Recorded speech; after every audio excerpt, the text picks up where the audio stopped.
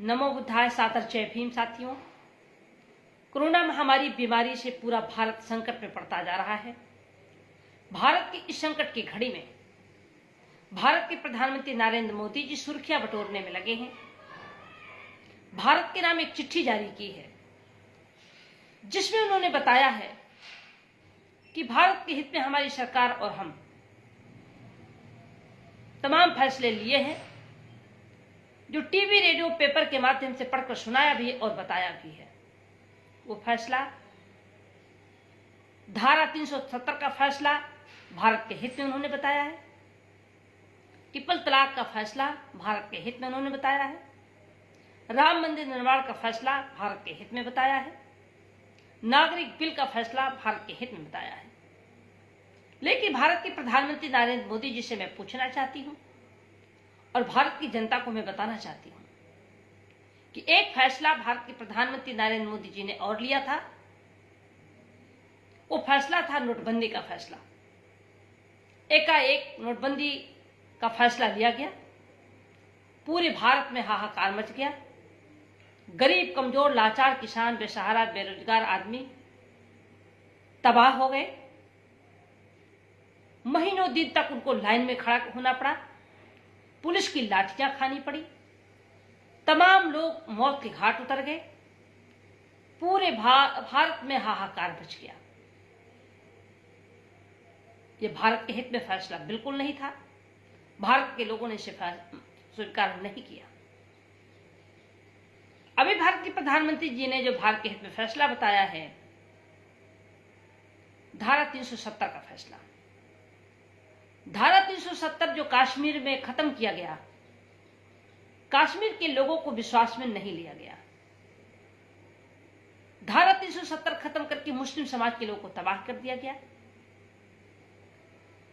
सरकार का डर और सरकार का भय दिखाकर नेताओं को नजरबंद कर दिया गया। कश्मीर में आंदोलन करने से प्रतिबंधित कर दिया गया। पूरा कश्मीर प्रदेश में हाहाकार मच गया। इसका संदेश पूरा भारत में गया। लोगों ने इसे स्वीकार नहीं किया। धारा 370 जो खत्म किया गया, ये केवल कश्मीरी पंडितों के लिए खत्म किया गया, ना कि भारत में हित में किया गया। यह भारत के हित में नहीं था, बल्कि कश्मीरी पंडितों के लिए यह धारा 370 खत्म किया गया, जिसे पूरे भारत के लोगों ने इसे स्वीकार नहीं किया। यही नहीं, ट्रिपल तलाक। ट्रिपल तलाक मानने वाले मुस्लिम समाज के लोग इस कानून को स्वीकार नहीं किया, इस बिल को स्वीकार नहीं किया, बल्कि मनमानी तरीके से सरकार ने इस बिल को पास कर दिया। लेकिन इस्लाम धर्म के मानने वाले लोग ट्रिपल तलाक को, इस बिल का समर्थन बिल्कुल नहीं किया, इसका पुरजोर विरोध किया। लोकसभा में भी विरोध हुआ, जमकर विरोध हुआ। पूरे भारत में इस्लाम धर्म के लोगों ने इसका विरोध किया। यही नहीं, नागरिक बिल। भारत में जो नागरिक बिल आई, भारत के प्रधानमंत्री जी कहते हैं भारत के हित में फैसला लिया। नागरिक बिल आते ही पूरे भारत में हाहाकार मच गया। पूरा भारत चलने लगा। भारत के चाहे वो मुस्लिम समाज के लोग हों, सिख धर्म के लोग हों, SC, ST, OBC समाज के लोग हों, तमाम जात धर्म संप्रदाय के लोगों ने नागरिक बिल का विरोध किया, जमकर के विरोध किया। आंदोलन हुआ, हजारों लोग मौत के घाट उतर गए। हजारों लोगों के खिलाफ गंभीर मुकदमा दर्ज करके उनको जेल भेज दिया गया। पूरे भारत में हाहाकार मच गया, तबाही आ गई। और इसे कहा जा रहा है कि भारत के हित में फैसला है। नहीं, नागरिक बिल अगर लाई गई तो केवल 3% लोगों को खुश करने के लिए यह बिल लाया गया। RSS को खुश करने के लिए नरेंद्र मोदी जी इस बिल को लाए, जो पूरे भारत के लोगों ने इसे स्वीकार नहीं किया। यह भारत के हित में फैसला बिल्कुल नहीं था। राम मंदिर निर्माण का फैसला उन्होंने भारत के हित में बताया है। राम मंदिर निर्माण आज जो हो रहा है, पूरा भारत लॉकडाउन का पालन कर रहा है और राम मंदिर का निर्माण बहुत तेजी से कार्य हो रहा है। हम भारत के अनुशासित सिपाही हैं। हम संविधान व कानून पर विश्वास करते हैं, मानते हैं। हम कानून का पालन कर रहे हैं। लेकिन सरकार, चाहे वो उत्तर प्रदेश की सरकार हो, चाहे वो केंद्र की सरकार हो, लॉकडाउन का पालन नहीं कर रही है। जब अयोध्या मंदिर का फैसला उस समय सुनाया जा रहा था, तो भारत ही नहीं दुनिया के लोग उस फैसले को सुन रहे थे। और जब फैसला सुनाया जा रहा था, उस समय ऐसा लग रहा था कि उस विवादित स्थल पर कुछ ऐसे काम होगा जो राष्ट्रीय धरोहर घोषित होगा, या विश्वविद्यालय बनेगा, या अस्पताल बनेगा, या राष्ट्रीय धरोहर घोषित हो जाएगा। लेकिन आस्था के नाम पर एकाएक एक तरफा फैसला आरएसएस बीजेपी की सरकार ने मंदिर के पक्ष में करा लिया। मैं तो कहती हूं कि जब सुप्रीम कोर्ट पहले से ही कह चुके थे कि साक्ष्य के आधार पर निर्णय होगा, जब सुप्रीम कोर्ट पहले से बता चुके थे, लेकिन जब साक्ष्य, जब वहां खुदाई हुई और पुरातत्व की खुदाई में तथागत गौतम बुद्ध जी के अवशेष मिले, अशोक सम्राट की लाट मिली, धम्म चक्र मिला, बहुजन मूल निवासियों के अवशेष मिले, तथागत गौतम बुद्ध जी के तमाम अवशेष मिले। इसके बावजूद उस साक्ष्य को छिपाया गया।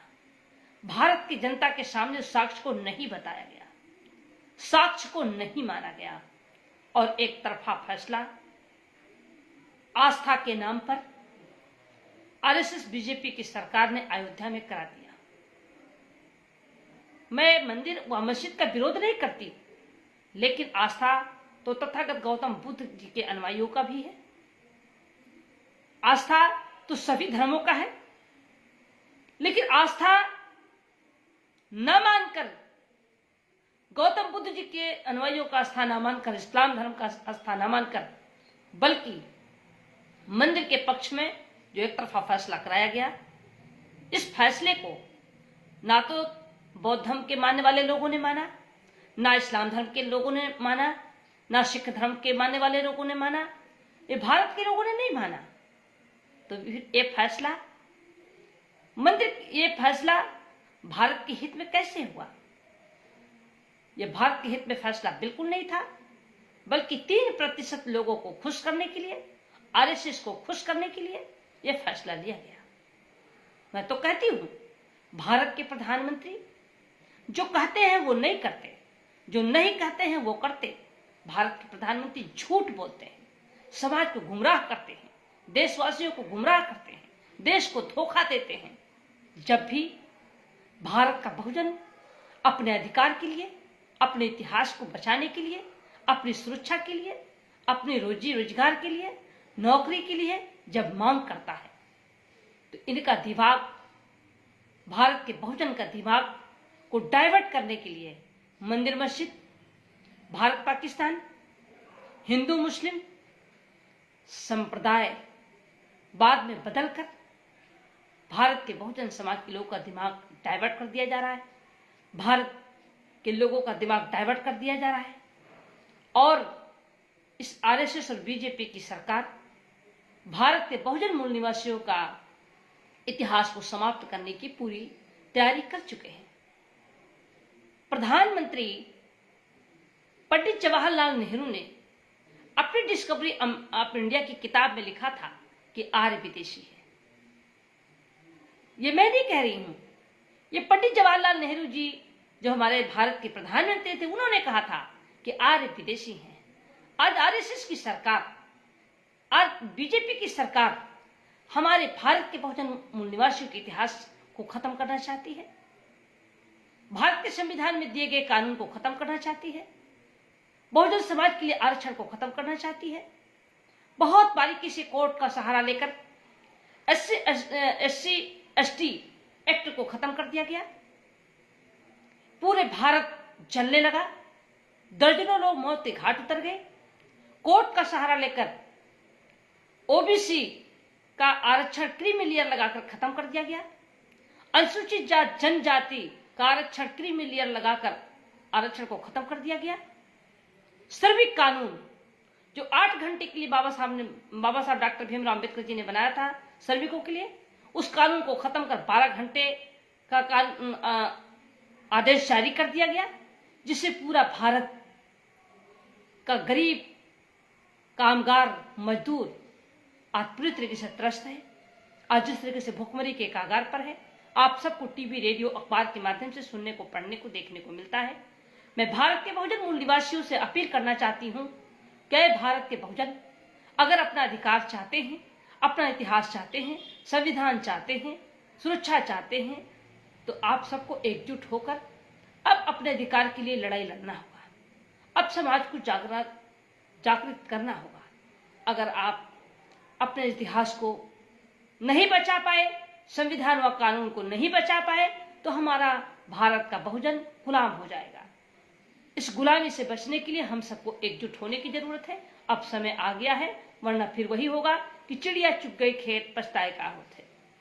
आज समय है हम सभी बहुजन समाज के लोगों को एकजुट होने के लिए। आज मैं आप लोगों से इतना ही अपील करने के लिए बैठी हूं। आप लोगों ने हमें सुना, इसके लिए आप सबको साधुवाद, आप सबको मंगल कामनाएं। मैं सावित्रीबाई फुले, पूर्व सांसद, राष्ट्रीय अध्यक्ष कांसीराम, बहुजन समाज पार्टी, आप सबको नमो बुद्धाय, सादर जय भीम करती हूँ।